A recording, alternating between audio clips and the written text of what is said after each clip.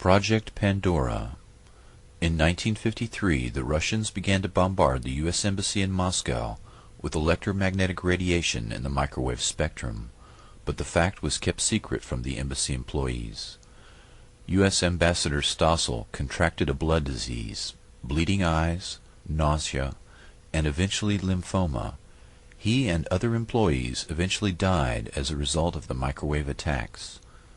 Dr. Henry Kissinger sent a secret memo giving hazard pay to embassy personnel in the 1970s.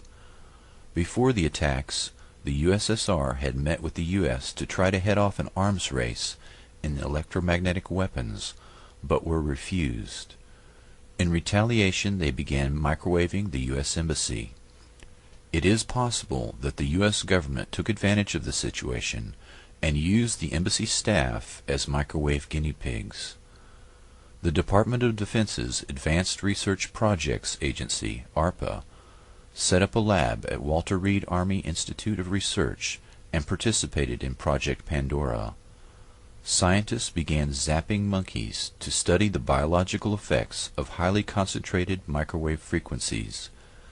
Similar studies were conducted at the VA hospital in Kansas City, University of Rochester, Brooks Air Force Base, Johns Hopkins, MIT, the MITRE Corporation, University of Pennsylvania, and other domestic and foreign labs. In one study, Dr. Jose Delgado experimented on 4 human subjects using radio waves, reporting they experienced different emotions, sensations, and colored visions. Delgado stated that these weapons were, quote, more dangerous than atomic destruction. With knowledge of the brain, he said, we may transform, we may shape, direct, roboticize man. I think the great danger of the future is that we will have roboticized human beings who are not aware that they have been roboticized, unquote. Dr. Delgado was in fact responsible for the development of a brain transponder that was used to roboticize human subjects.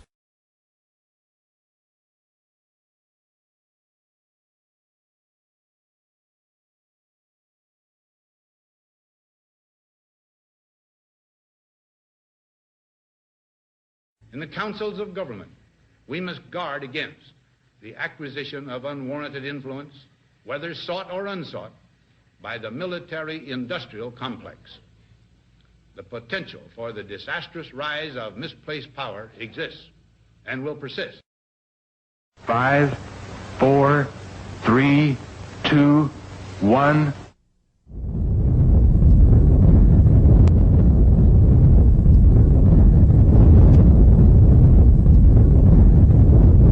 In the dead silence of the morning, at 5:29:45 Mountain War time, the Jornada del Muerto was bathed in an intense flash of a light that man had only seen from the stars.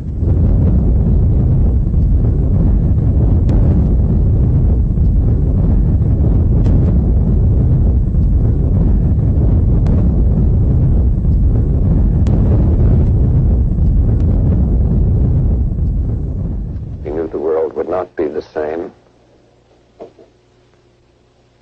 Few people laughed. Few people cried. Most people were silent. I remembered the line from the Hindu scripture, the Bhagavad Gita. Vishnu